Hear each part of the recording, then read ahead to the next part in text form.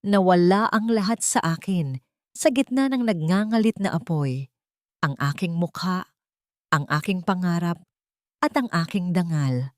Habang ang babaeng nagnakaw ng aking buhay ay nagpapakasasa sa marangyang mansyon, nananatili akong anino sa dilim. Isang yaya na itinatago ang katotohanan sa likod ng isang itim na bandana.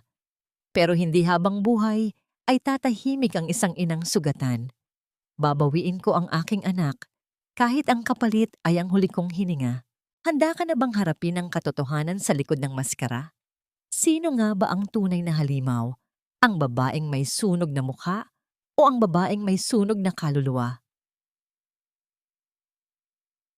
Hayaan mo na siya riyan. Orlan, wala na tayong oras para sa isang pabigat. Mamamatay rin naman siya sa loob, kaya iligtas mo na ang sarili mo. Ang boses na yon ni Criselda ay tila isang matalim na balaraw na bumaon sa pandinig ni Mara. Mas masakit pa kaysa sa naglalagablab na init na unti-unting lalamon sa kanyang silid.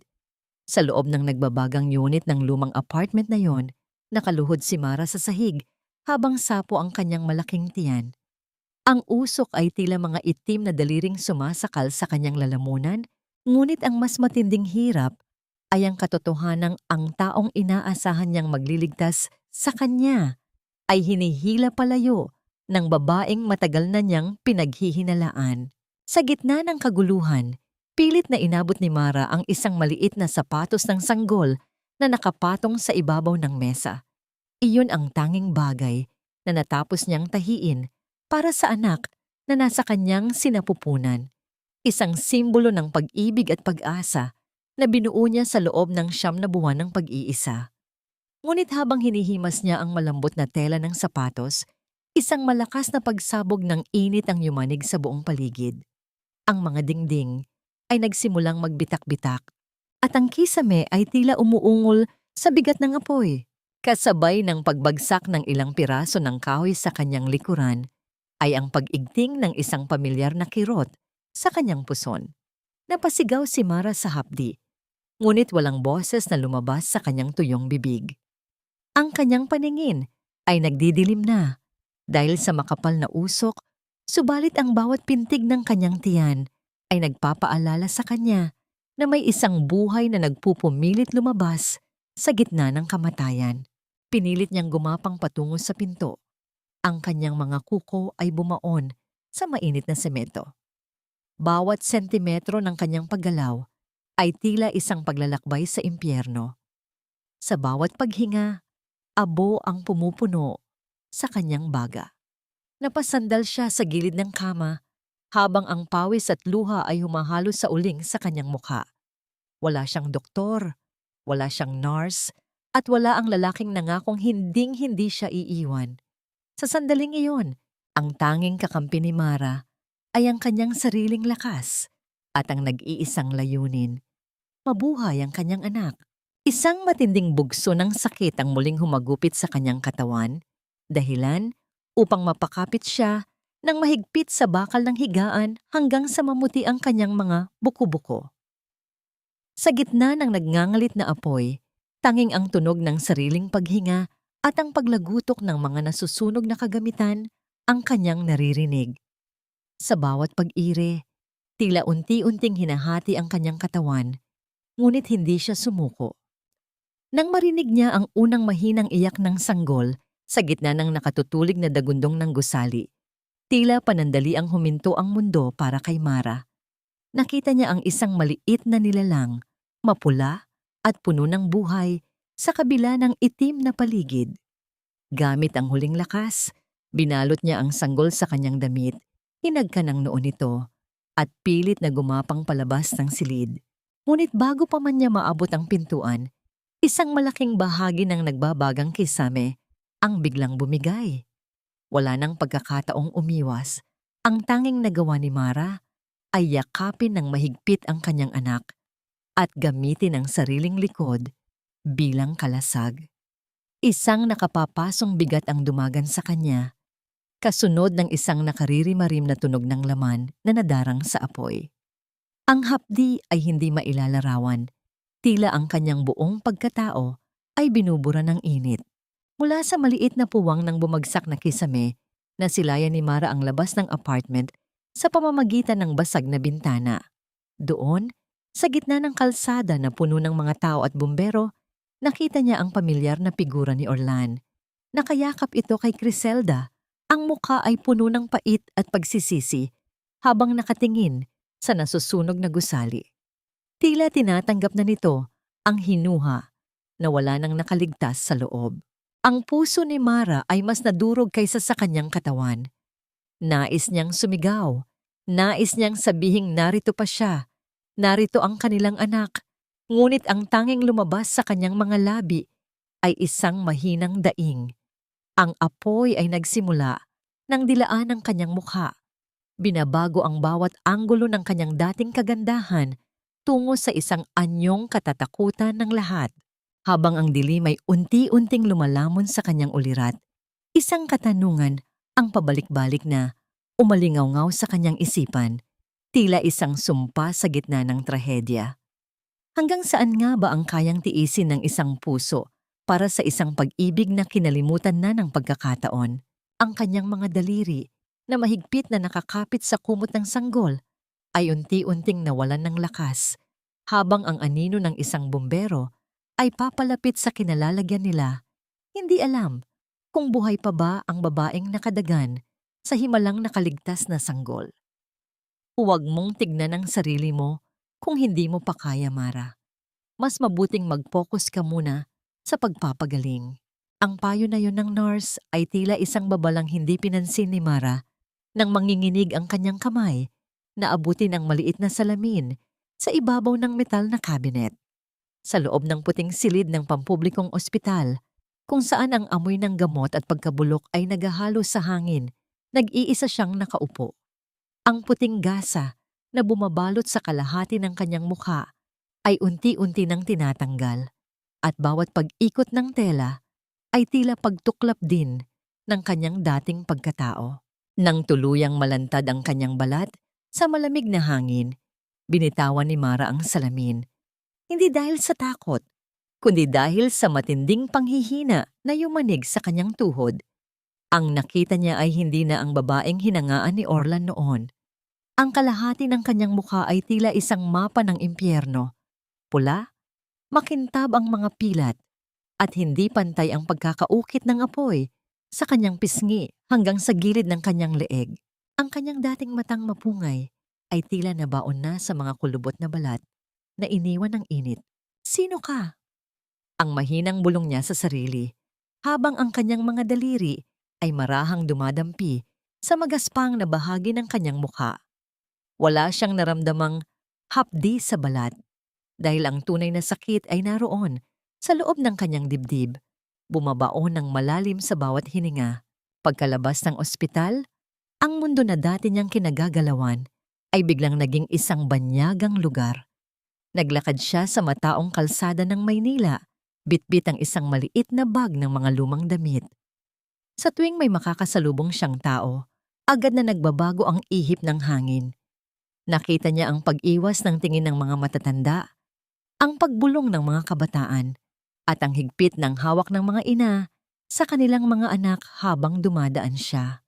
Nanay, tignan mo.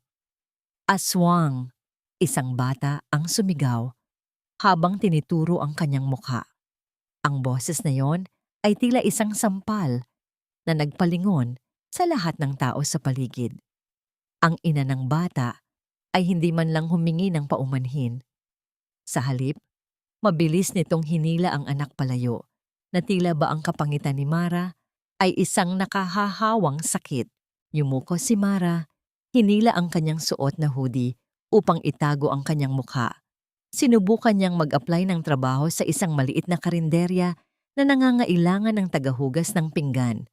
Ngunit nang makita ng may-ari ang kanyang mukha sa ilalim ng suot na sombrero, agad itong umiling.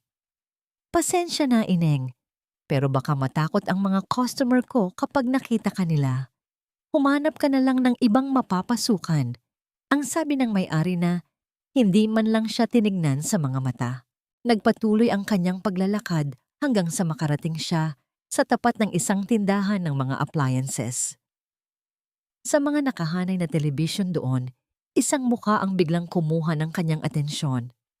Ang balita sa TV ay tungkol sa isang charity gala para sa mga biktima ng sunog. Doon, sa gitna ng mga kumukutitap na ilaw, nakita niya si Orlan. Maayos ang suot nitong taksido. Ang buhok ay malinis ang pagkakaayos at ang kanyang mukha ay puno ng dangal. Ngunit ang mas nagpabitak sa puso ni Mara ay ang nakitang kasama ni Orlan. Si Criselda na nakasuot ng isang mamahaling pulang gown ay nakalingkis sa braso ni Orlan. At sa pagitan nila ay isang 4 na taong gulang na batang lalaki, si Silab. Ang kanyang anak ay mukhang isang maliit na prinsipe, malusog at masaya habang kinakarga ni Orlan. Ang saya nila. Ang pait na sambit ni Mara habang ang kanyang mga luha ay pumatak sa semento, nawawala sa alikabok ng kalsada. Habang siya ay nagugutom at tinatawag na halimaw ng lipunan, ang babaeng nag-iwan sa kanya sa loob ng apoy ay tinatawag namang bayani at mapagmahal na ina sa harap ng mga kamera. Isang matinding ubo ang muling kumirot sa kanyang dibdib, ang epekto ng usok na pumasok sa kanyang baga. 4 na taon na ang nakalilipas. Napasandal siya sa poste ng kuryente. Ang kanyang paningin ay nanlalabo. Sa gitna ng gutom at pagod, isang desisyon ang unti-unting nabuo sa kanyang isipan. Hindi siya pwedeng manatiling isang anino lamang, hindi habang ang kanyang anak ay lumalaki sa bisig ng isang mapagpanggap na babae. Ngunit paano siya lalapit sa kanila kung ang sarili niyang anyo ay ang pinakamalaking hadlang sa kanyang hangarin? Habang tinitignan niya ang kanyang refleksyon sa salamin ng tindahan, isang anyo na punit-punit ang damit at wasak ang mukha, isang pamilyar na tinig sa loob ng kanyang puso ang nagsabing may isang paraan pa. Isang paraan na magdadala sa kanya pabalik sa mansyong yon, kahit na ang kapalit ay ang tuluyang paglimot sa kanyang sariling pangalan. Humakbang si Mara patungo sa dilim ng eskinita. Ang kanyang mga mata ay nagniningning sa isang kakaibang determinasyon na hindi kayang burahin ng anumang pilat. Umuulan ng malakas noon, isang uri ng ulan na tila nakikiramay sa pagguho ng mundo ni Mara. Ang bawat patak ay humahampas sa bubungan ng mga bahay, lumilikha ng isang malungkot na himig na sumasabay sa mabigat na tibok ng kanyang dibdib. Yakap-yakap ni Mara ang maliit na katawan ni Silab. Ang bata ay mahimbing na natutulog, walang kamalay-malay na ang kanyang ina ay magsasagawa ng isang sakripisyong hinding-hindi na mababawi. Ang mansyon ni Orlan ay tila isang malaking kuta ng mga bituin sa gitna ng kadiliman. Ang mga ilaw sa loob ay naglalabas ng isang mainit at komportableng liwanag, isang buhay na hindi na kailanman magiging bahagi ni Mara. Sa kanyang mga bisig, naramdaman niya ang init ng hininga ni Silab, isang init na unti-unti nang kumukupas dahil sa sakit na kanyang iniinda. Ang ubo ng bata ay mahina, paos, at puno ng pagdurusa, isang tunog na nagpapaluha sa bawat magulang na makakarinig nito. Patawarin mo ako, anak. Ang pabulong na sambit ni Mara, ang bawat salita ay may dalang bigat ng 1,000 taon ng pagsisisi. Hindi kayang ibigay ng nanay ang gamot na kailangan mo. Hindi kayang ibigay ng nanay ang buhay na nararapat para sa'yo. Pero hindi ako papayag na mawala ka sa akin nang dahil lang sa aking karukaan. Lumapit si Mara sa malaking gate na bakal. Ang malamig na bakal ay kumapit sa kanyang balat. Tila nagbababala sa kanya na ito na ang huling pagkakataon na may hawak siya sa buhay ng kanyang anak. Inilabas niya ang isang sulat na kanyang isinulat sa loob ng maraming araw. Isang sulat na punit-punit ang papel dahil sa dami ng luhang pumatak habang siya ay nagsusulat. Dito, nakasaad ang lahat ng katotohanan, hindi tungkol sa kanyang pagkatao, kundi tungkol sa pagiging ama ni Orlan. Maingat niyang ibinaba si Silab sa tapat ng pintuan, binalot ng husto sa kumot upang hindi ito mabasa ng ulan. Ang bata ay gumalaw ng bahagya, naghahanap ng yakap ng kanyang ina. Ngunit si Mara ay mabilis na umurong. Baka kung mas lalo pa siyang magtagal, ay hindi na niya kayang humakbang palayo.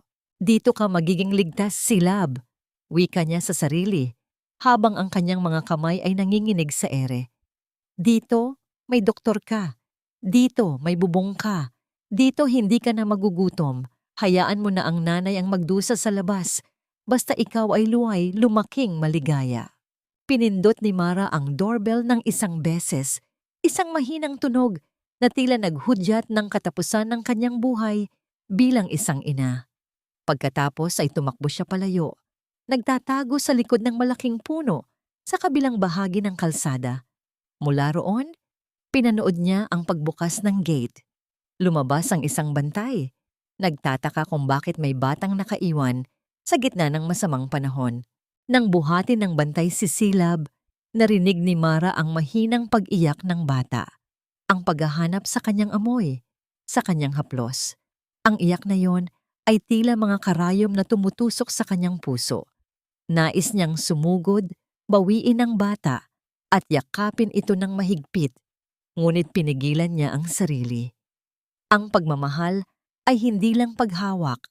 Minsan, ito ay ang pagbitaw para sa ikabubuti ng mahal sa buhay. Habang ang mansyon ay unti-unting nagsasara at ang mga ilaw ay nagniningning para sa bagong kasapi ng tahanan, si Mara ay nanatiling nakatayo sa ilalim ng ulan. Ang kanyang damit ay basa na ng tubig, ngunit ang kanyang mga mata ay nanatiling nakatitig sa pinto. Ang kanyang pagkatao ay naiwan sa loob, kasama ng kanyang anak na ngayon ay nasa ilalim na ng pangangalaga ng lalaking dati niyang inibig. Ang gabi ay lumalim, at ang lamig ng hangin ay tila tumatagos na sa kanyang mga buto. Ngunit ang mas matinding lamig ay ang pakiramdam ng pagiging mag-isa. Sa sandaling iyon, ang pangalan ni Mara ay tila nabura na sa mundo. Mula sa gabing iyon, siya ay magiging isang estranghero na tinitingnan ng kanyang sariling anak mula sa malayo. Maghihintay ako, Silab, ang pangakong binitiwan niya sa gitna ng hangin. Maghihintay ako hanggang sa dumating ang araw na kaya nakitang hawakan muli nang hindi ka natatakot sa aking anyo. Tumalikod na si Mara. Ang bawat hakbang palayo ay isang piraso ng kanyang kaluluwa ang naiwan sa gate na yon. Ang ulan ay hindi tumitigil. Nililinis ang bakas ng kanyang mga yapak. Tila sinasabi sa kanya na mula sa sandaling ito, ang kanyang nakaraan ay isa na lamang alaala na nakabaon sa putik ng kasaysayan. Ang 4 na taon ay hindi lamang isang bilang ng mga araw sa kalendaryo.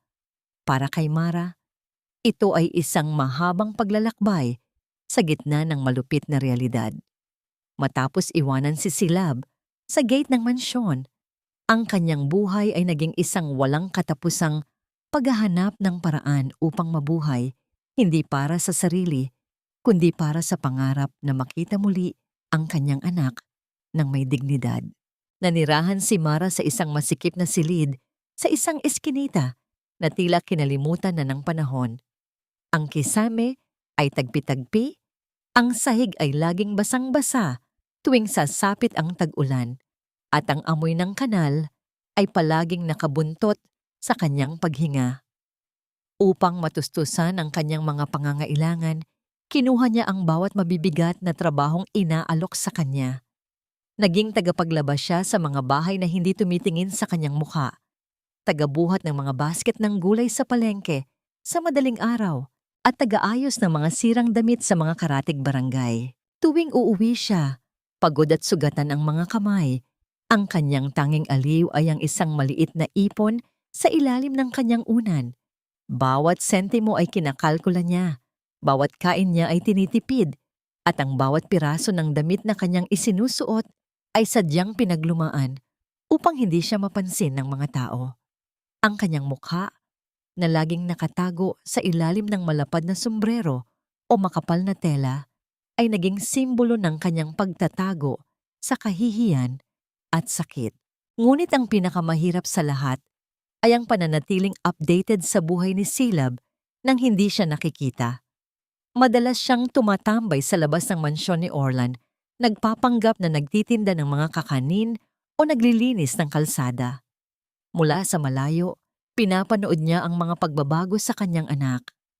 Nakita niya ang unang beses na naglakad si Silab, ang unang beses na narinig niya ang boses nito na tumatawag ng daddy, at ang bawat kaarawan na idinaraw sa loob ng mansyon na puno ng mga mamahaling dekorasyon. Sa bawat pagkakataong makita niya si Criselda na humahalik kay Silab o nagpapanggap na nag-aalala sa bata, ang puso ni Mara ay tila pinipiga ng matinding puot. Gusto niyang sumigaw. Gusto niyang sabihin na siya ang tunay na ina. Ngunit bawat hakbang niya palapit sa gate ay pinipigilan ng kanyang refleksyon sa mga bintana. Ang pilat sa kanyang mukha ay paalala na siya ay hindi nakabilang sa mundong yon. Hindi pa ngayon, Silab, ang pabulong niya sa kanyang sarili habang nakasilip mula sa likod ng isang mataas na pader. Hindi pa ako sapat ang tapang, hindi pa ako sapat ang tatag, pero darating ang panahon. Ang yaya na tinitignan mo mula sa malayo ay ang inang yayakap sa iyo ng mahigpit. Sa loob ng 4 na taong ito, natuto si Mara ng higit pa sa pagtatrabaho. Natuto siyang maging mapagmatyag. Pinag-aralan niya ang bawat ugali ng mga tauhan sa loob ng mansyon. Alam niya kung kailan umaalis si Orlan para sa mga business trip, kung kailan nagagalit si Doña Remedios sa mga kasambahay, at kung gaano kadesperada si Criselda na mapanatili ang kanyang imahe bilang perpektong asawa sa harap ng media. Naging dalubhasa siya sa paglilinis, pagluluto ng mga paboritong pagkain na dati niyang iniluluto para kay Orlan, at pag-ayos ng bahay. Ang bawat kasanayan na ito ay bahagi ng kanyang plano. Nais niyang maging kailangan. Nais niyang maging bahagi ng buhay ni Silab sa paraang hindi siya agad mapapansin. Isang gabi, habang nagbibilang siya ng kanyang ipon sa liwanag ng isang madilim na bumbilya, nabalitaan niya sa radyo na naghahanap ng bagong yaya ang pamilya ni Orlan. Ang dating yaya ni Silab ay biglang umalis dahil sa hirap daw pakisamahan ni Criselda. Ito na ang pagkakataon. Tinitigan ni Mara ang kanyang sarili sa maliit na salamin. Hindi niya binura ang kanyang mga pilat. Sa halip, tinaian niya ang mga ito ng isang makapal na panyo na magsisilbing maskara. Hindi na siya ang Mara na dati, ang babaeng mahiyain at puno ng takot. Ang babaeng nakaharap sa salamin ngayon ay isang inang handang maging halimaw sa mata ng iba, basta ang kanyang anak ay makasama at maprotektahan. Ang kanyang mga kamay ay hindi na nanginginig. Ang kanyang desisyon ay kasing tigas ng semento. Bukas, magsisimula ang bagong yugto ng kanyang buhay. Bukas, papasok siya sa loob ng mansyong yon, hindi bilang isang estranghero, kundi bilang ang aninong magbabantay sa kanyang anak hanggang sa dumating ang araw ng pagbubunyag. Ang mansyon ni Orlan ay tila isang kuta na hindi nagbago sa nakalipas na 4 na taon. Ang matatayog na pader, ang maingat na inayos na hardin, at ang mabigat na pintong bakal ay nagbabalik ng libo-libong alaala sa isipan ni Mara. Ngunit sa araw na ito, walang puwang ang nostalgia. Ang kanyang puso ay tumitibok ng may higit na lakas at determinasyon. Pagdating niya sa harap ng pintuan, ang bawat paghinga niya ay may kasamang panalangin. Suot niya ang kanyang pinakamalinis na damit, isang lumang barot saya na kahit kupas na ay maayos ang pagkakatupi. Ang kanyang mukha ay nakatago sa ilalim ng isang malapad na sombrero at ang kalahati nito ay natatakpan ng isang simpleng itim na panyo na nakatali ng maayos sa kanyang ulo. "Ano ang kailangan mo?" tanong ng guard sa gate. Ang boses ay matigas at puno ng pagdududa. "Narito ako para sa bakanteng posisyon bilang yaya," sagot ni Mara. Ang kanyang boses ay napanatili niyang kalmado, bagaman ang kanyang mga kamay sa ilalim ng kanyang apron ay mahigpit na naglalaban. Matapos ang ilang minutong paghihintay sa ilalim ng init ng araw, pinapasok siya sa isang maliit na kwarto sa gilid ng mansyon. Doon, sinalubong siya ng matalas na titig ni Doña Remedios. Ang matandang babae na nakaupo sa isang silya na tila trono ay tinitigan si Mara mula ulo hanggang paa. Ang kanyang mga mata ay mapanuri, tila hinahanap ang bawat bahid ng dumi o kawalan ng kakayahan. Yaya, mukha kang hindi sanay sa hirap. Ani Doña Remedios, ang kanyang tono ay puno ng paghuhusga. Ang mga huling yaya rito ay hindi tumagal ng 1 buwan dahil sa pag-uugali ng apo ko. Si Silab ay isang batang hindi kumakausap ng kahit na sino at higit sa lahat, ayaw niya sa mga taong mukhang maawain. Sanay po ako sa hirap, Donya. Mahinahong sagot ni Mara, hindi iniiwas ang tingin. At hindi po ako narito para magpaawa. Narito ako dahil alam ko kung paano mag-alaga ng bata nang may pagmamahal at pasensya. Pagmamahal? Napatawa ng mahina ang matanda. Isang tawang walang kagalakan. Ang pagmamahal sa mansyong ito ay hindi kailangan. Ang kailangan dito ay pagsunod. Kung hindi mo kayang pakalmahin si Silab sa loob ng 1 oras, lalabas ka sa pintuang yon nang walang bayad. Bago pa man makasagot si Mara, bumukas ang pinto. Pumasok ang isang batang lalaki na may hawak na laruang kotse. Si Silab, ang kanyang anak. Ang bata ay mukhang pagod. Ang kanyang mga mata ay walang kislap at ang kanyang buhok ay magulo. Pagkakita sa bago nilang kasambahay, tumigil si Silab at tinitigan si Mara ng matagal. Ang bawat hibla ng pagkatao ni Mara ay ninais na lumapit, yakapin ang bata at sabihing, narito na si nanay. Ngunit pinilit niyang manatiling nakatayo. Hindi pa panahon. Siya ang yaya mo, sabi ni Doña Remedios kay Silab. Huwag kang maging makulit. Hindi sumagot ang bata. Sa halip, dahan-dahan itong lumapit kay Mara. Ang bawat hakbang nito ay tila nagpapabagal sa tibok ng puso ng babae. Nang nasa harap na niya si Silab, iniabot ng bata ang kanyang laruan kay Mara. Isang simpleng kilos na nagpapahiwatig ng pagtanggap. Sige, maaari kang magsimula. Wika ni Doña Remedios, tila gulat sa ipinakita ng kanyang apo. Ngunit tandaan mo, isang pagkakamali lang at hindi ka na makakatuntong dito muli. Nang lumabas na si Doña Remedios, naiwan silang dalawa ni Silab sa loob ng silid. Ang bawat sulok ng mansyon ay tila bumubulong ng mga alaala. Sa labas ng bintana, narinig ni Mara ang tunog ng isang mamahaling sasakyan na pumarada. Alam niya ang tunog na yon. Si Orlan. Ang lalaking dati niyang inibig, ang ama ng batang nasa harapan niya, at ang taong naging dahilan ng kanyang pinakamalaking pait at ligaya. Ang paghinga ni Mara ay lalong bumigat. Sa sandaling ito, opisyal na siyang bahagi muli ng buhay ng kanyang pamilya. Hindi bilang asawa, hindi bilang kapantay, kundi bilang ang babaeng nakatago sa likod ng panyo at pilat. Ang laro ng tadhana ay nagsimula na, at ang bawat hakbang niya sa loob ng mansyong ito ay isang panganib na maaari siyang ilantad o tuluyang magpahamak sa kanya. Ang unang linggo ni Mara sa mansyon ay isang labanan ng pagtitimpi at pagmamasid. Sa bawat araw na lumilipas, ramdam ni Mara ang bigat ng mga mata ni Doña Remedios at ang matatalim na tingin ni Criselda na tila laging naghihintay ng pagkakamaling magbibigay dahilan upang siya ay palayasin. Ngunit sa likod ng mga pader ng silid ni Silab, ang isang himala ay unti-unting namumukadkad. Si Silab, ang batang kilala sa mansyon bilang batang walang imik, ay nagbago. Hindi na siya ang batang laging nakatingin sa kawalan.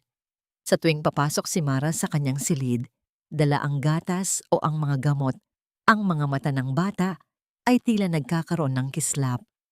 May isang uri ng pagkilala na hindi kayang ipaliwanag ng agham, isang pagkilala na nagmumula sa mismong kaluluwa.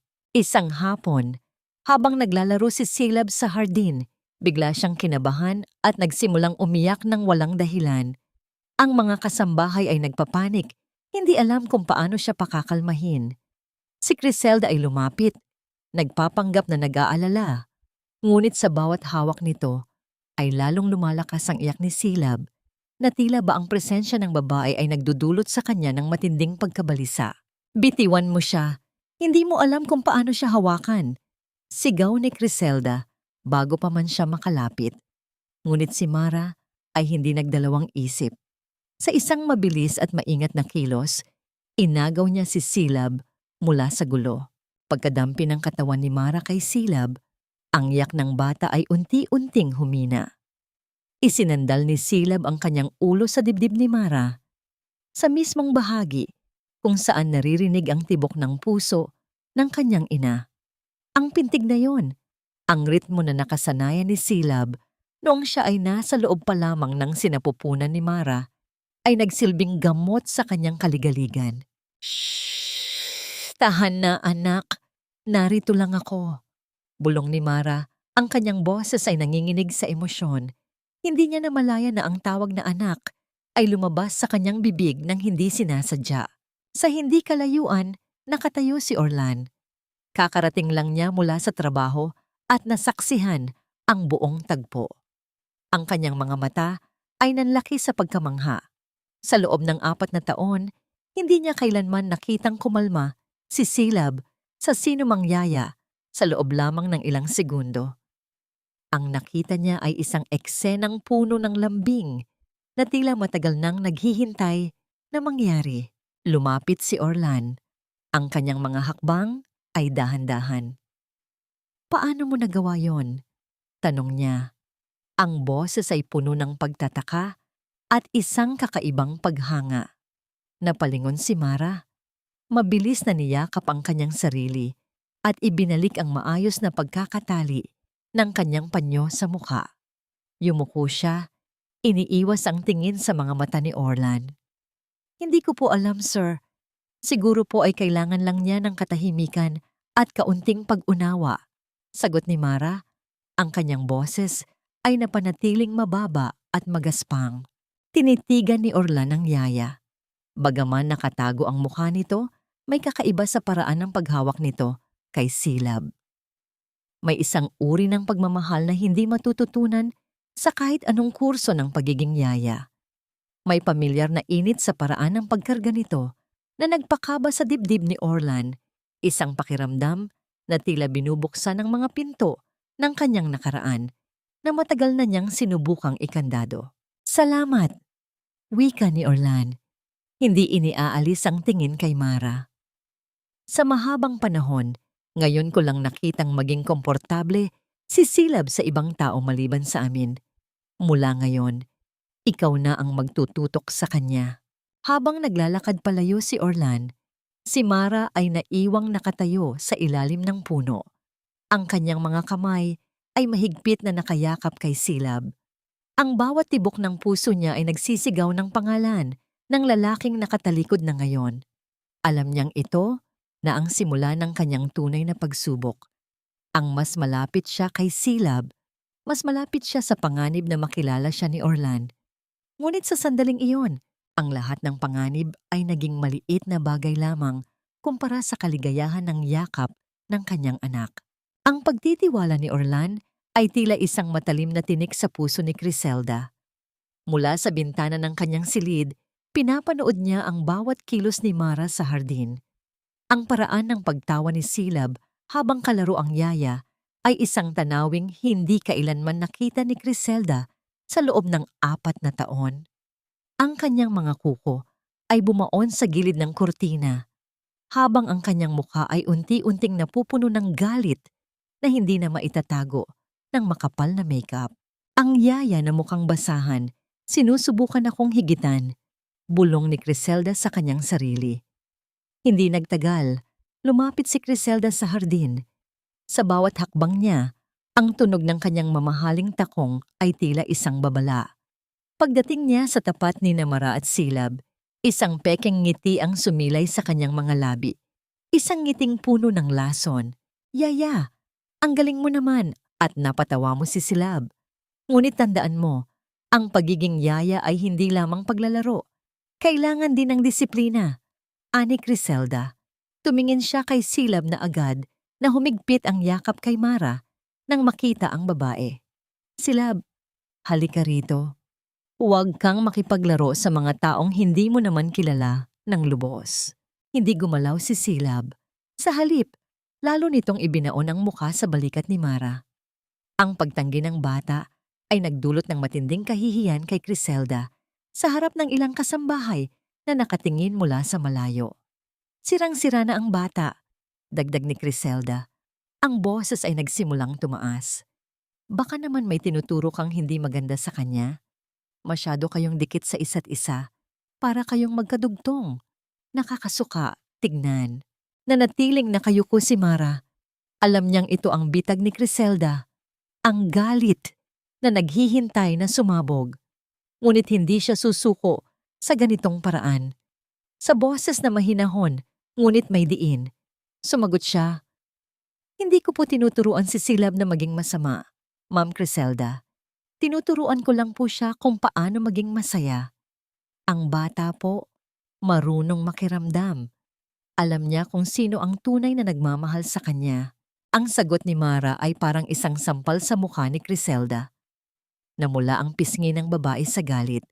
Mabilis niyang hinila ang braso ni Silab dahilan upang mapaiyak muli ang bata. "Huwag mo akong pilosopohin. Ako ang magiging ina ng batang ito. Ikaw?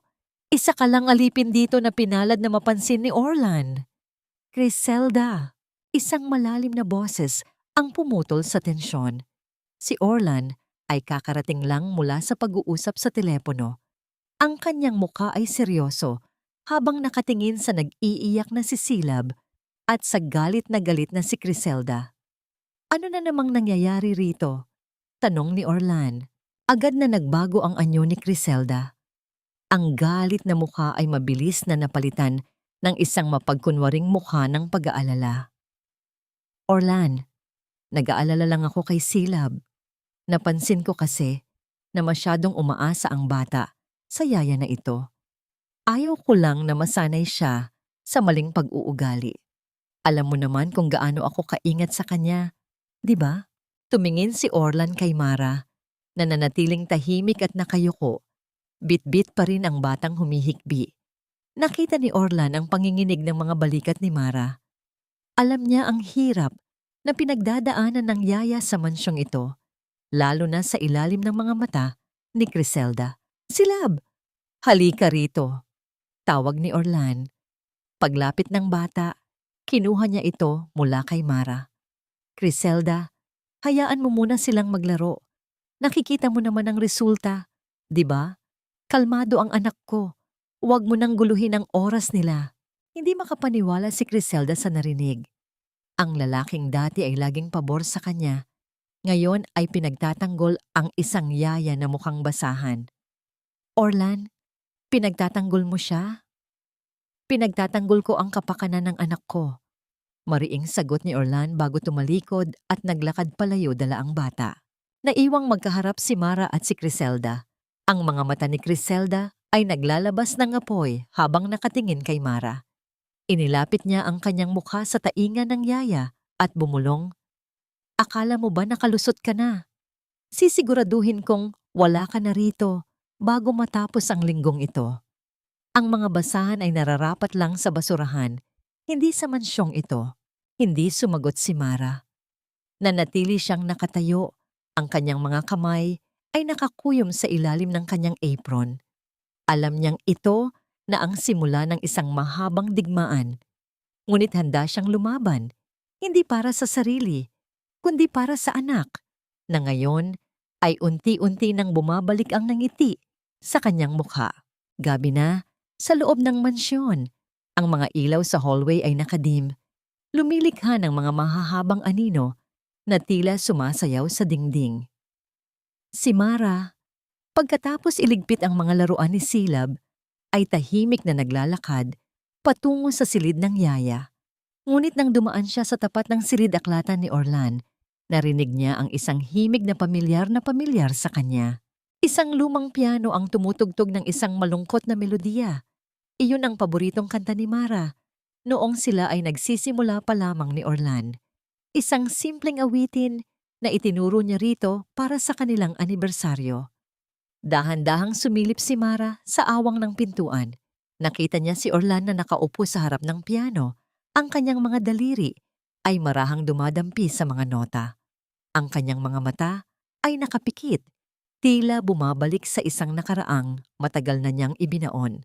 Hindi na malaya ni Mara na napaungol siya ng mahina, isang tunog ng sakit at pag-asa na hindi niya napigilan. Ang tunog na yon ay sapat na upang mapadilat si Orlan. Agad na tumigil ang musika. "Sino yan?" tanong ni Orlan. Ang kanyang boses ay may halong gulat. Walang nagawa si Mara, kundi ang lumabas mula sa dilim. Nakayuko siya.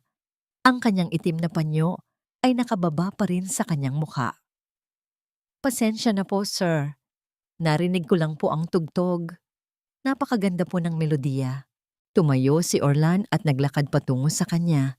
Ang kanyang mga mata ay hindi maalis sa tindig ni Mara sa paraan ng pagtayo nito at sa kislap sa kanyang mga mata na kahit nakatago ay ramdam niya.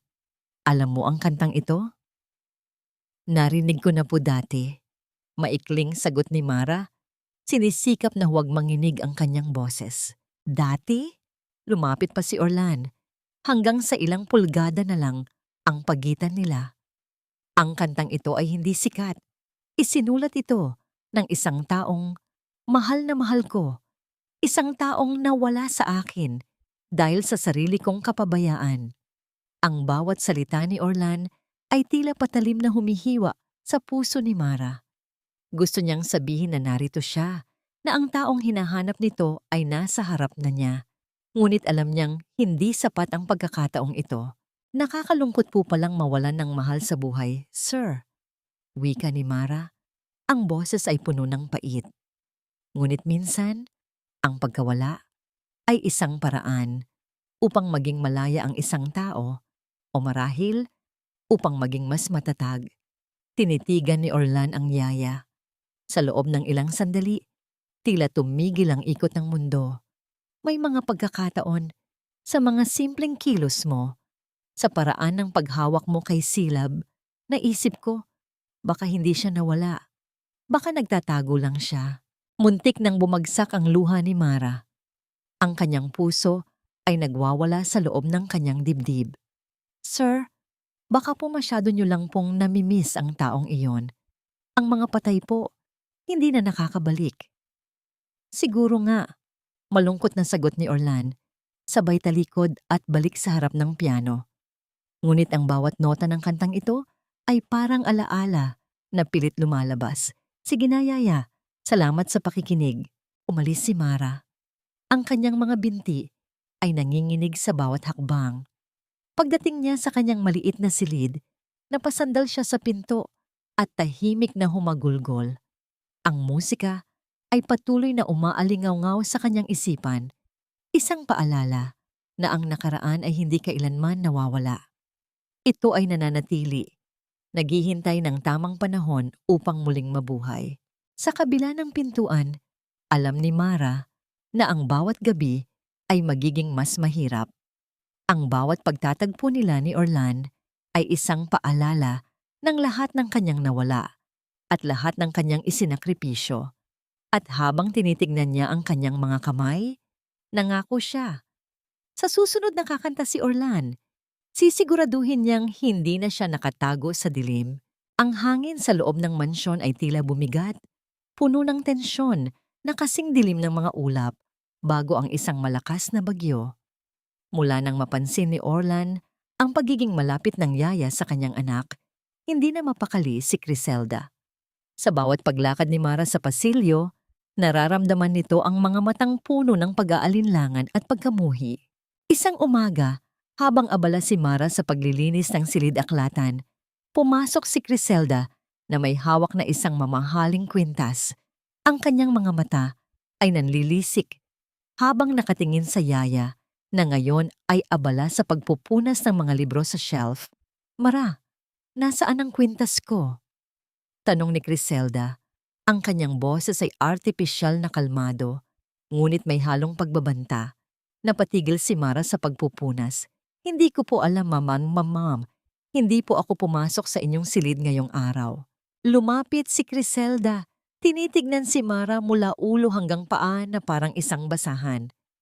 Talaga lang, dito kita nakitang naglilinis kanina. Alam mo ba kung magkano ang kwintas na yon? Higit pa yon sa kikitain mo sa loob ng 10 taon. Biglang pumasok si Doña Remedios na tila hinihintay ang eksenang ito. Ano ang nangyayari rito, Criselda?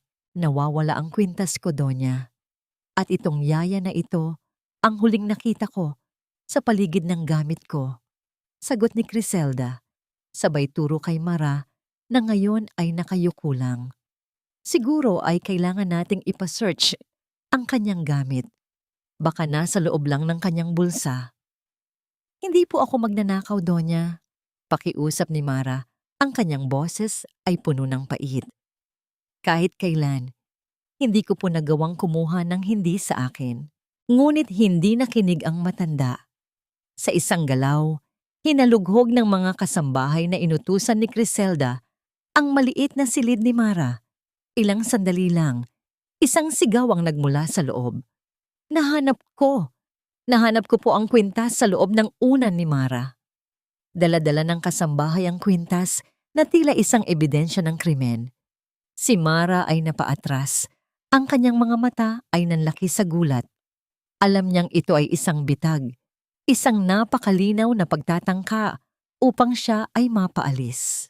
Magnanakaw ka, sigaw ni Criselda habang dahan-dahang lumalapit kay Mara. Hindi lang ikaw pangit ang mukha, pati pala ang budhi mo ay nakakadiri. Hindi po totoo yan.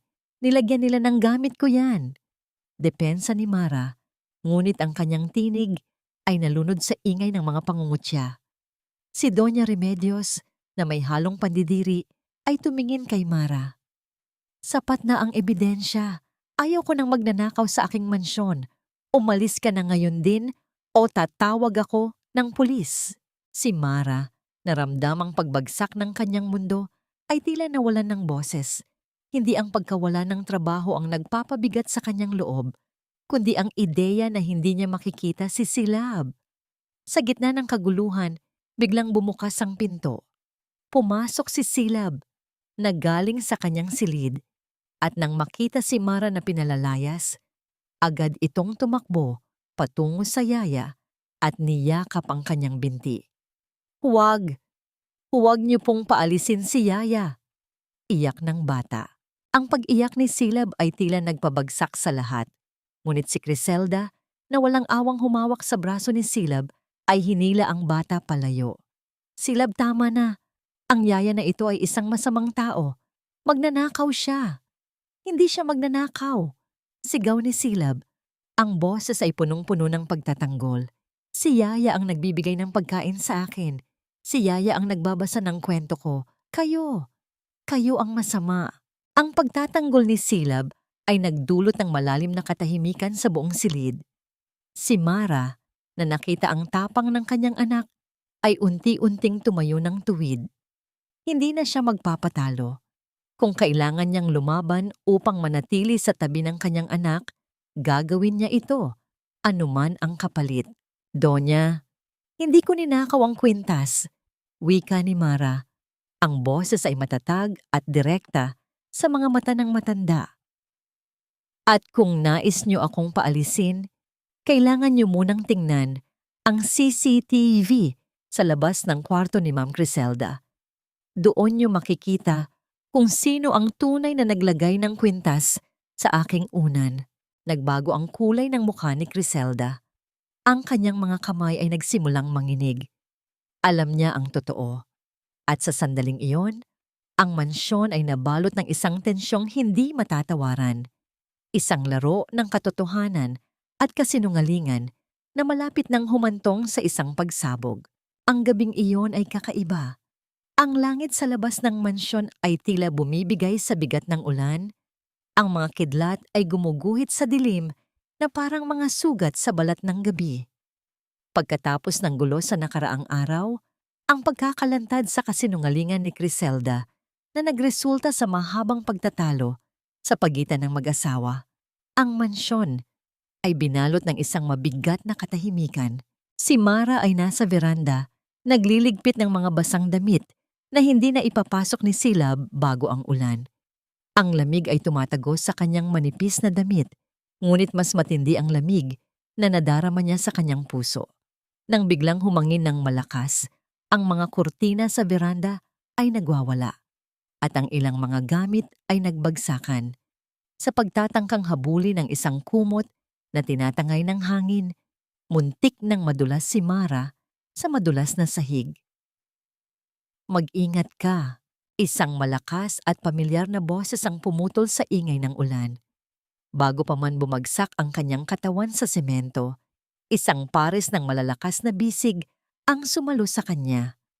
Ang init ng katawan ng lalaking sumalo sa kanya ay tila apoy na dumampi sa kanyang balat, isang init na nagdulot ng gulat at kaba sa kanyang dibdib.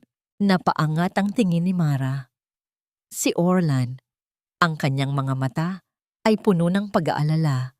Ang kanyang mga kamay ay mahigpit na nakahawak sa bewang ni Mara upang hindi ito tuluyang bumagsak. Sa loob ng ilang segundo, walang nagsalita.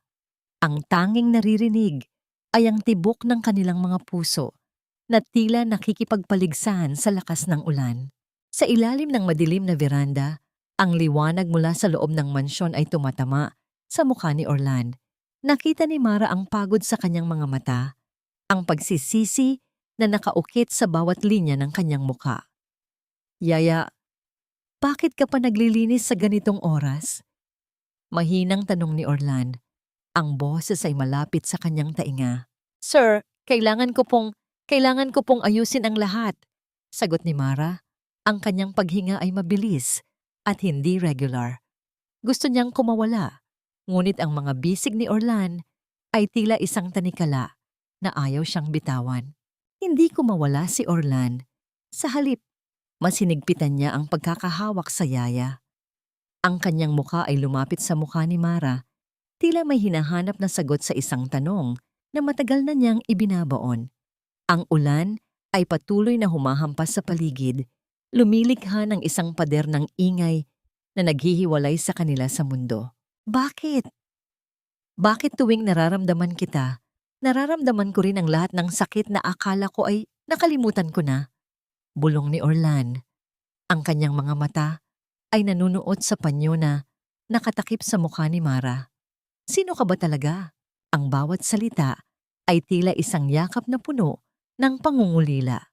Si Mara, na hindi na nakayanan ng emosyong dumadaloy sa kanyang pagkatao, ay napapikit.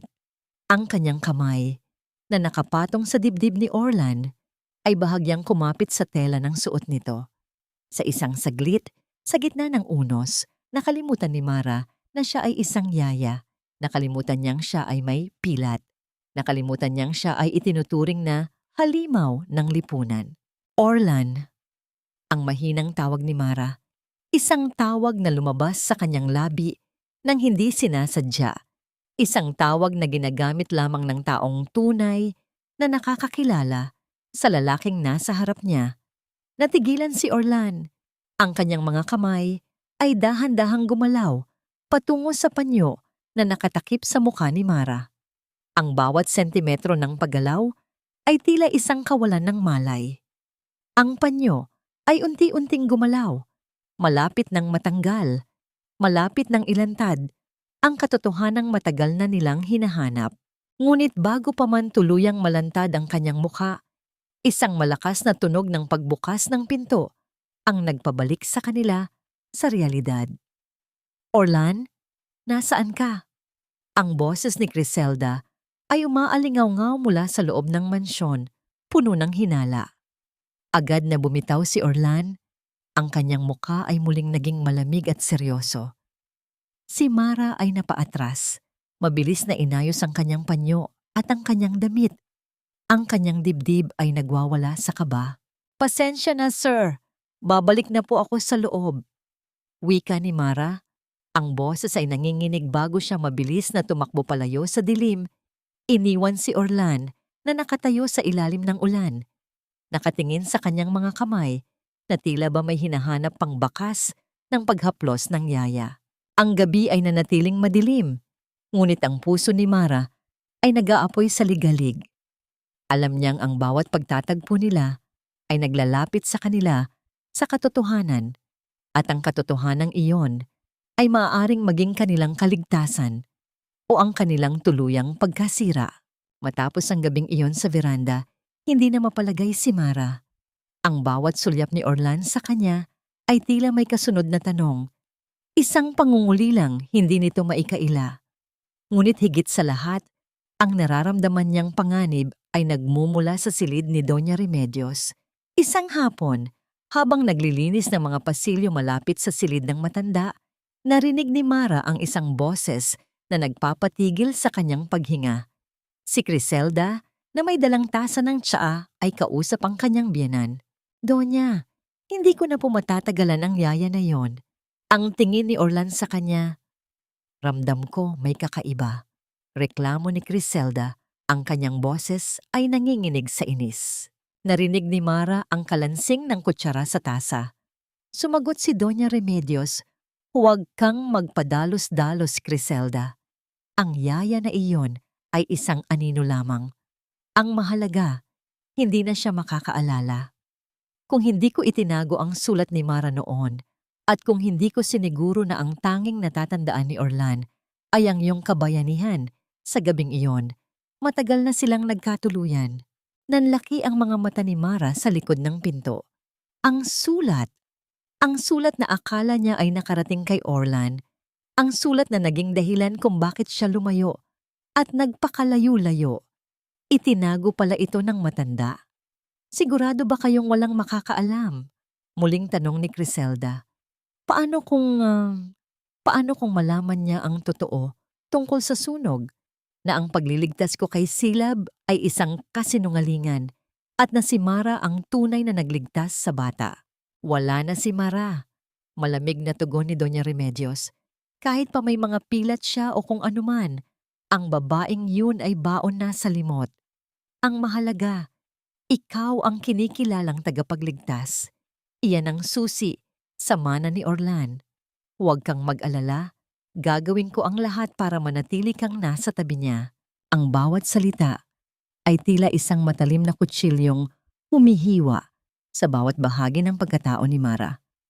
Ang sakit na naramdaman niya ay hindi lamang pisikal. Ito ay ang pagkadurog ng lahat ng kanyang paniniwala. Ang mga taong pinagkakatiwalaan ni Orlan, ang mga taong nagsasabing sila ay pamilya, ay ang mga mismong arkitekto ng kanyang pagdurusa. Hindi na naghintay si Mara ng susunod na sasabihin.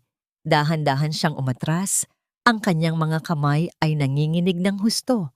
Ang katotohanan ay mas masakit pa kaysa sa apoy na tumupok sa kanyang mukha noon. Hindi lang pala tadhana ang naghiwalay sa kanila ni Orlan. May mga taong sadyang gumawa ng paraan upang maging magkahiwalay ang kanilang mga landas. Naglakad siya patungo sa kanyang maliit na silid. Ang kanyang isipan ay naglalaban. Gusto niyang sumugod sa silid ng matanda at isigaw ang lahat. Gusto niyang ipakita ang kanyang mukha, ipakita ang mga pilat na nakuha niya dahil sa kanilang kasakiman. Ngunit pinigilan niya ang sarili. Ang paglabas sa dilim ngayon ay hindi pa sapat. Kung lalabas siya ngayon, madali lang siyang itataboy ng mga ito bilang isang sinungaling. Kailangan niya ng ebidensya. Kailangan niyang mahanap ang sulat na yon, ang tanging katibayan ng kanyang nakaraan. Nang gabing iyon, sa gitna ng katahimikan ng mansyon, tumayo si Mara sa harap ng salamin. Tinanggal niya ang kanyang panyo.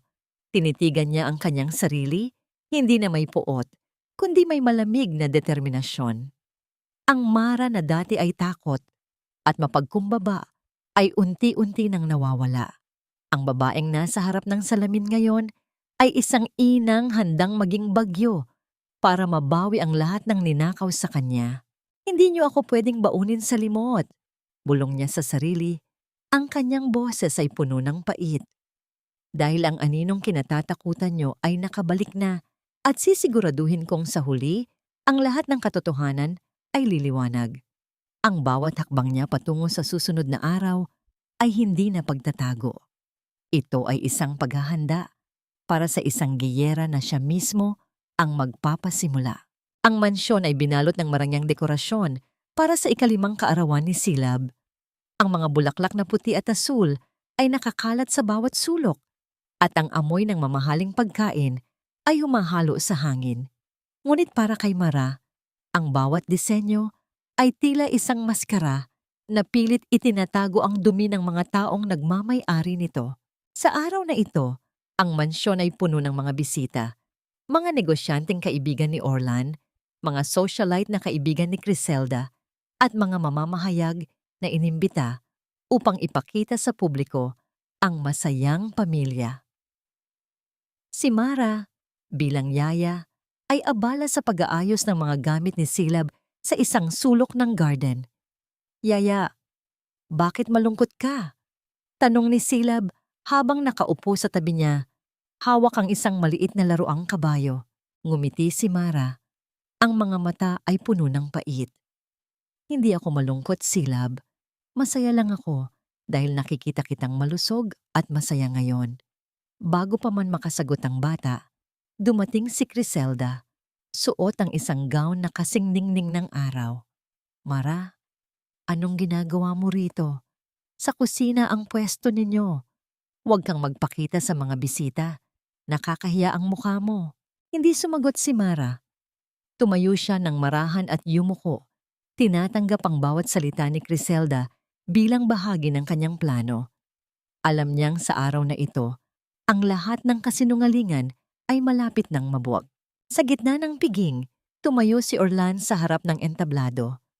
Ang mga kamera ay nakatutok sa kanya. "Sa araw na ito, nais kong magpasalamat sa aking asawa, si Criselda, na hindi nag-atubiling itaya ang sariling buhay para iligtas si Silab sa sunog 4 na taon na ang nakalipas. Kung wala siya, hindi ko hawak ang kamay ng aking anak ngayon." Ang palakpakan ay umaalingaw-ngaw sa buong garden. Si Criselda ay yumuko, nagpapanggap na nahihiya, habang ang mga kamera ay kumikislap sa kanyang mukha. Sa gilid si Mara ay nakatayo sa likod ng malaking haligi. Ang kanyang mga kamay ay mahigpit na nakahawak sa isang maliit na kahon na nakatago sa loob ng kanyang apron, ang sulat na nahanap niya sa loob ng isang lumang libro sa silid-aklatan ni Doña Remedios kaninang umaga. Hindi makapaniwala si Mara na ang matanda ay sadyang itinago ang sulat sa lugar na yon. Ang sulat na yon, ang patunay ng lahat. Biglang, isang mamamahayag ang lumapit kay Criselda. "Miss Criselda, maaari niyo bang ikwento muli ang detalye ng gabi ng sunog? Marami pa rin ang namamangha sa inyong katapangan." Si Criselda, na tila nalasing sa atensyon, ay humarap sa kamera. Oo, tandang-tanda ko pa.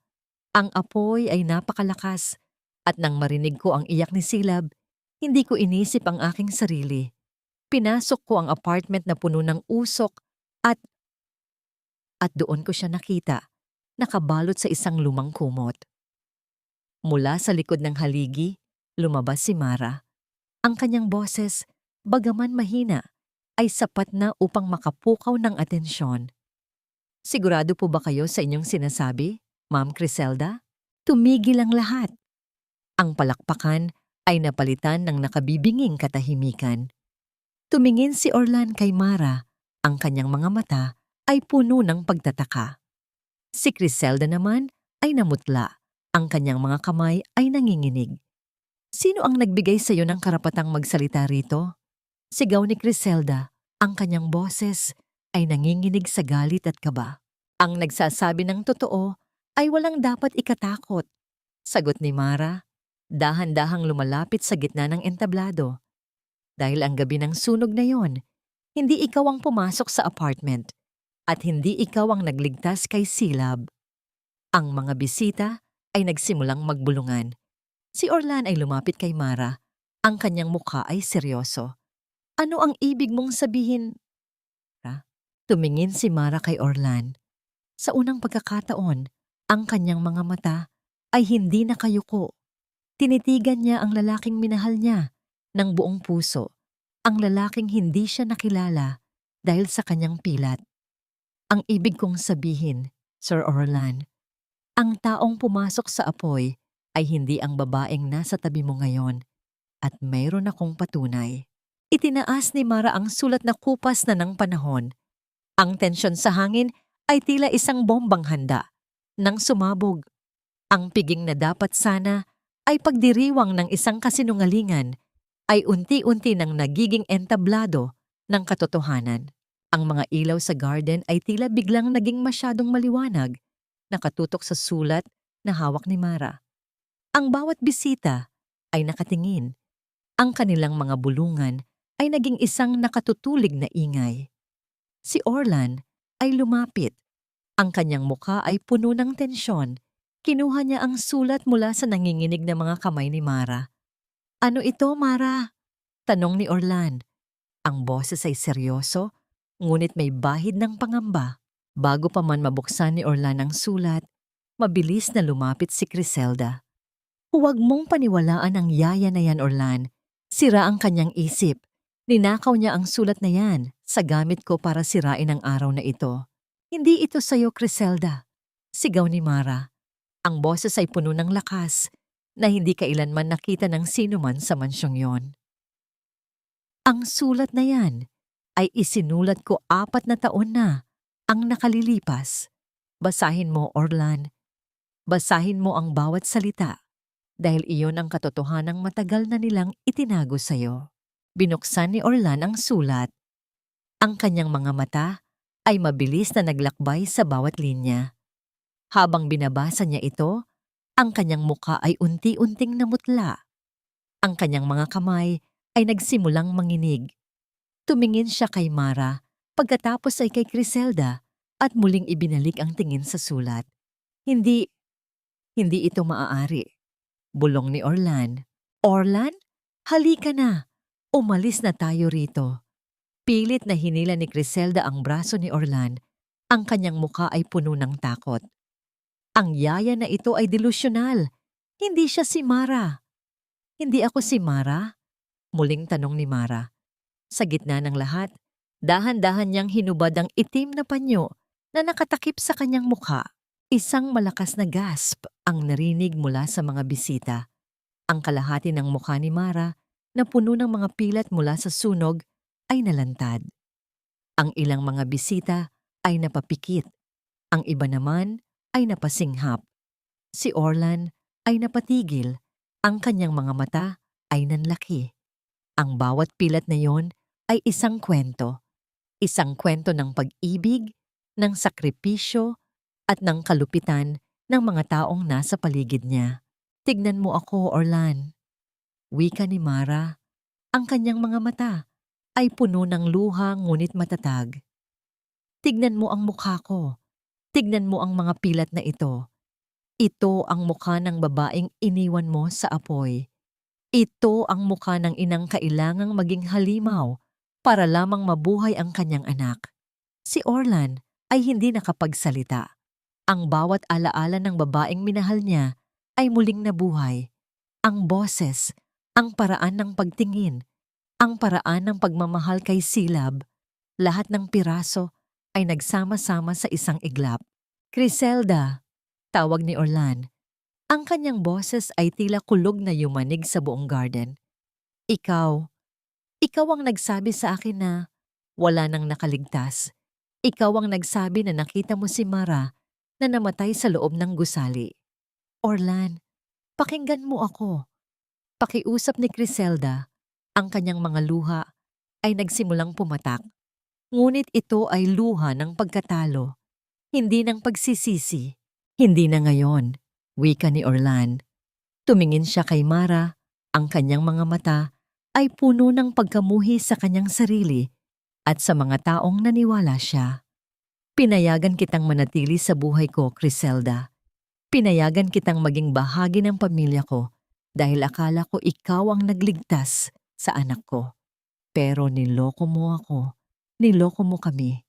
Sa gitna ng tensyon, si Silab ay tumakbo patungo kay Mara. Hindi alintana ng bata ang mga pilat sa mukha ng kanyang ina. Niyakap niya ang mga binti ni Mara at tumingin kay Criselda nang may galit. "Masama ka," sabi ni Yaya. Ang nanay ay mahal ang kanyang anak. Hindi ka nanay. Kayo ang kumuha sa nanay ko. Ang bawat salita ni Silab ay tila isang hatol. Ang maskara ni Criselda ay tuluyan ng napunit. Ang kanyang pagiging anghel ay gumuho sa harap ng maraming tao. Si Doña Remedios, na nasa isang sulok, ay napaupo. Ang kanyang muka ay puno ng pagkatalo. Mara, bulong ni Orlan, dahan-dahang lumapit sa kanya. Mara, patawarin mo ako. Hindi ko alam. Hindi ko nakita. Hindi mo nakita dahil ayaw mong makita, Orlan. Wika ni Mara. Ang boses ay puno ng pait. Pero ngayon, nakikita mo na. Nakikita mo na kung sino ang tunay na nagmahal sa'yo at kung sino ang tunay na nagwasak sa ating buhay. Sa sandaling iyon, ang langit ay bumuhos muli. Ngunit sa pagkakataong ito, hindi na ito ang ulan ng kalungkutan, kundi ang ulan ng katotohanan na naglilinis sa mansyong matagal nang nababalot ng kasinungalingan. Ang garden na kanina lamang ay puno ng marangyang tawanan ay naging isang arena ng galit at pagtataksil. Si Criselda, na nakita ang kanyang mundo, na unti-unting gumuho, ay hindi na nagtangkang magpanggap. Ang kanyang mga mata ay naglalabas ng isang nakakamatay na kinang, isang babaeng wala nang mawawala, isang babaeng handang pumatay ng dangal at buhay. Akala niyo ba ay tapos na ito? Sigaw ni Criselda, ang kanyang boses ay naging paos at parang sa isang hayop na nasugatan. Orlan, pinili mo ang babaeng ito? Pinili mo ang isang halimaw kaysa sa akin na nagbigay sa iyo ng lahat? Bago pa man makagalaw ang sino man, mabilis na kinuha ni Criselda ang isang matalas na kutsilyong ginamit sa paghiwa ng cake. Sa isang mabilis na kilos, hinablot niya si Silab na nakayakap pa rin sa mga binti ni Mara. Ang bata ay napasigaw sa takot. Criselda, bitawan mo ang anak ko! Sigaw ni Orlan. Ang kanyang boses ay puno ng babala. Habang dahan-dahang lumalapit, ang kanyang mga kamay ay nakataas bilang senyales na hindi siya lalaban. Huwag kang lalapit, Orlan, o kundi ay hihiwain ko ang mukha ng batang ito nang mas malala pa sa mukha ng nanay niya. Banta ni Criselda, ang talim ng kutsilyo ay nakadikit sa pisngi ni Silab. Si Mara, na ang buong pagkatao ay naging isang leon na handang pumatay para sa kanyang anak, ay hindi na nakaramdam ng takot. Ang bawat takot na naramdaman niya sa nakalipas na 4 na taon ay napalitan ng isang puro at matinding galit. Ang kanyang mga paa ay kusang gumalaw, hindi patakas, kundi pasulong. Bitawan mo siya, Criselda, wika ni Mara. Ang boses ay kalmado, ngunit may dalang bigat ng kamatayan. Kung gusto mo ng buhay, kunin mo ang akin. Pero huwag na huwag mong dadalhin ang anak ko sa impyernong kinalalagyan mo. Lumayo ka, Mara. Nakakasuka ang mukha mo. Sigaw ni Criselda, habang pilit na humahakbang paurong patungo sa gilid ng swimming pool. Ngunit hindi umatras si Mara. Habang sumusulong si Criselda, nanatili siyang nakaharang sa daraanan nito. Hindi man siya armado, hindi niya inalis ang tingin sa kutsilyong mahigpit na hawak ng babae. Alam niyang anumang maling galaw ay maaaring magwakas sa kapahamakan, ngunit mas matimbang para sa kanya ang kaligtasan ng iba kaysa sa sariling takot. Nang mapansin niyang saglit na napalingon si Criselda sa direksyon ng mga pulis na papasok na sa gate, nakita niya ang pagkakataong hinihintay. Sa kabila ng pagod at sakit na bumabalot sa kanyang katawan, tinipon ni Mara ang natitirang lakas at kumilos ng walang pag-aalinlangan. Tumalon si Mara, hindi patungo sa kutsilyo, kundi patungo sa pagyakap kay Silab. Sa isang mabilis na pag-iwas, nabitawan ni Criselda ang pagkakahawak sa bata. Ngunit dahil sa lakas ng tulak, nawalan ng balanse ang babae. Ang kutsilyo ay nahulog sa damuhan at si Criselda ay bumagsak sa gilid ng pool. Sa isang saglit, nagkaroon ng kaguluhan. Ang mga pulis ay mabilis na lumapit upang arestuhin si Criselda na nagwawala pa rin. Sumisigaw ng mga sumpa laban sa lahat ng tao sa mansyon. Si Orlan ay mabilis na sinalo si Silab at Mara na parehong bumagsak sa damuhan. Niyakap ni Mara si Silab ng mahigpit, tinitignan kung may sugat ang bata. Nang makitang ligtas ang kanyang anak, ang kanyang lakas ay biglang naglaho. Ang pagod, ang sakit ng mga pilat, at ang emosyong pilit niyang kinikimkim sa loob ng 4 na taon ay biglang bumuhos. "Safe ka na, anak! Safe ka na!" Pabulong na sabi ni Mara, habang ang kanyang paningin ay unti-unting nagdidilim. "Mara! Mara!" Narinig niyang sigaw ni Orlan. Ang boses nito ay puno ng takot na hindi niya kailanman narinig noon. Naramdaman niya ang malalakas na bisig ni Orlan na bumuhat sa kanya. Isang bisig na matagal na niyang pinangarap na maging kanlungan. Habang ang mga ilaw ng mga sasakyan ng pulis ay kumukurap sa dilim, si Mara ay pumikit. Ang kanyang laban ay tapos na. Ang maskara ay natanggal na at sa gitna ng kanyang paghihirap, isang bagay ang malinaw sa kanya. Hindi na niya kailangang magtago muli. Ang katotohanan ay lumabas na at sa wakas, siya ay muli nang magiging ina ni Silab sa harap ng buong mundo. Sa loob ng silid ng ospital, ang amoy ng antiseptic ay hindi sapat upang takpan ang bigat ng nakaraan na unti-unting lumilitaw sa bawat paghinga ni Mara. Ilang araw na ang nakalilipas mula sa gabing iyon sa mansyon. Dahan-dahang iminulat ni Mara ang kanyang mga mata. Ang liwanag ng araw ay tumatama sa kanyang mga pilat na ngayon ay hindi na niya sinusubukang itago. Sa tabi ng kanyang higaan, nakaupo si Orlan. Ang lalaking dati ay puno ng yabang at kapangyarihan ay tila gumuho sa loob ng ilang araw. Ang kanyang mga mata ay namamaga sa kakaiyak at ang kanyang mga kamay ay nanginginig habang hinahawakan ang gilid ng bedsheet. "Mara!" Ang boses ni Orlan ay paos, halos hindi marinig. "Bakit mo ako hinayaang hindi ka makilala? Bakit mo hinayaang magdusa ka ng mag-isa habang ako ay naniniwala sa kasinungalingan ng ibang tao?" Tumingin si Mara sa kanya. Walang galit sa kanyang mga mata, tanging isang matinding pagkapagod na lamang ang natira. Dahil ang pag-ibig, Orlan, ay hindi lamang pagpili sa kung ano ang maganda. Noong iniwan kita, noong nagbago ang mukha ko, natakot ako. Natakot ako na ang pagmamahal mo ay mawawala kapag nakita mo ang halimaw na nasa harap mo ngayon. "Hindi ka halimaw," mabilis na sagot ni Orlan, sabay hawak sa mga kamay ni Mara. "Ang halimaw ay ang mga taong nagsamantala sa atin. Ako ang halimaw dahil hindi kita hinanap. Ako ang halimaw dahil naniwala ako sa kanila kaysa sa puso ko." Orlan, ang 4 na taon na yon ay hindi masasayang, wika ni Mara. Ang kanyang boses ay mahina, ngunit may diin. Ang inang inagawan mo ng anak, ang inang pinagkaitan mo ng dignidad, lahat ng yon ay nagturo sa akin na ang lakas ko ay hindi nanggagaling sa mukha ko, kundi sa pagmamahal ko kay Silab. Bumukas ang pinto. Pumasok si Silab. Bit-bit ang isang maliit na bouquet ng mga ligaw na bulaklak. Tumakbo ang bata patungo sa kanyang ina at yumakap ng mahigpit sa kanyang bewang.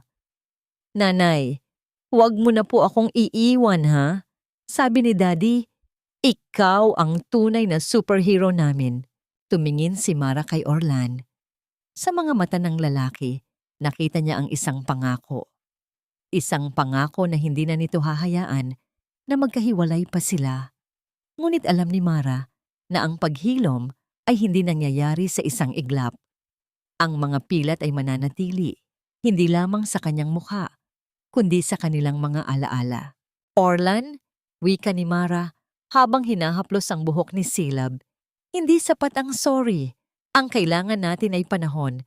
Panahon para muling kilalanin ang isa't isa, hindi bilang mga taong nagkahiwalay, kundi bilang mga taong dumaan sa apoy at natutong bumangon." Tumango si Orlan, isang tango na puno ng pagtanggap. Sa sandaling iyon, ang silid ay hindi na isang lugar ng sakit, kundi isang simula ng paghilom. Si Criselda ay nasa loob na ng bilangguan at si Doña Remedios ay unti-unti nang humaharap sa katarungan.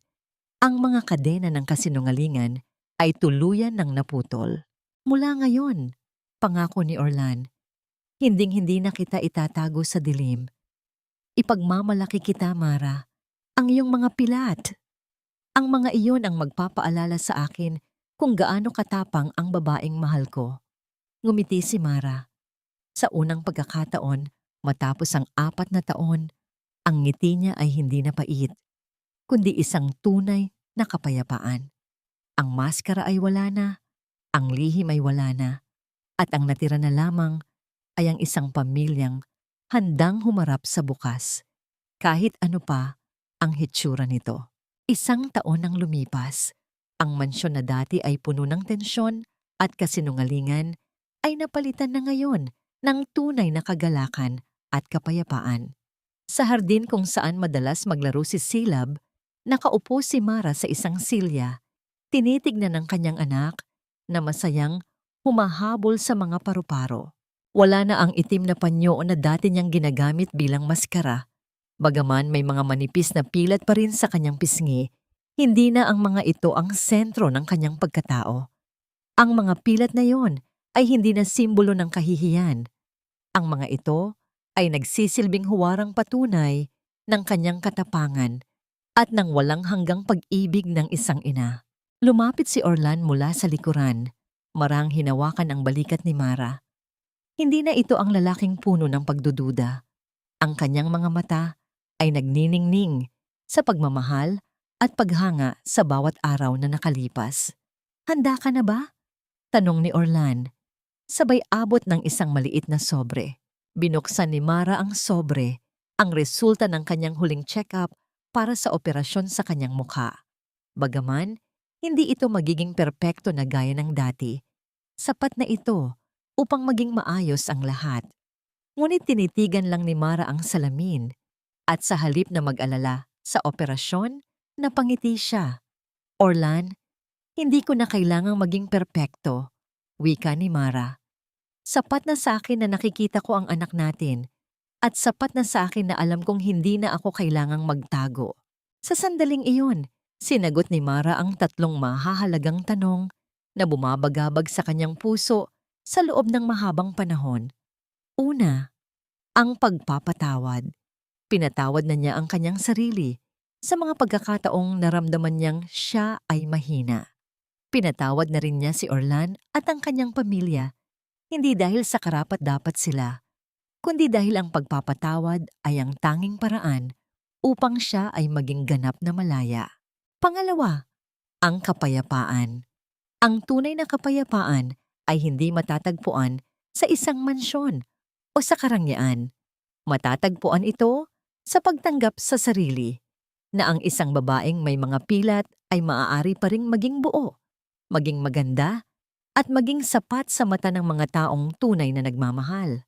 Pangatlo, ang aral. Ang buhay ay hindi laging madali, at madalas, ang apoy na susubok sa atin ay ang apoy na siya ring lilinis sa ating mga maling paniniwala. Ang kagandahan ay hindi nasusukat sa kutis o sa hugis ng mukha. Ito ay nasusukat sa lalim ng sakripisyo at sa katapatan ng puso na nananatiling matatag sa gitna ng unos. "Mara," tawag ni Orlan, sabay halik sa kanyang noo. "Salamat sa pagbabalik. Salamat sa hindi pagsuko." "Salamat din, Orlan. Dahil sa wakas, nakita mo na ako." Sagot ni Mara, bago siya tumayo at sabay na naglakad patungo kay Silab. Sa paglubog ng araw, ang anino ng kanilang pamilya ay sumasayaw sa damuhan. Walang na ang lihim, wala na ang maskara. Ang tanging natira ay ang isang kwentong nagpapatunay na ang pag-ibig, gaano man ito nasugatan at napinsala, ay laging may paraan upang bumangon, maghilom, at muling magningning ng mas maliwanag kaysa dati. Ang kanilang buhay ay hindi na isang teleserye ng puot at sakit. Ito na ngayon ang simula ng isang tahimik at masayang kabanata na isusulat nila ng magkakasama, ng walang takot, at ng may buong pagmamahal.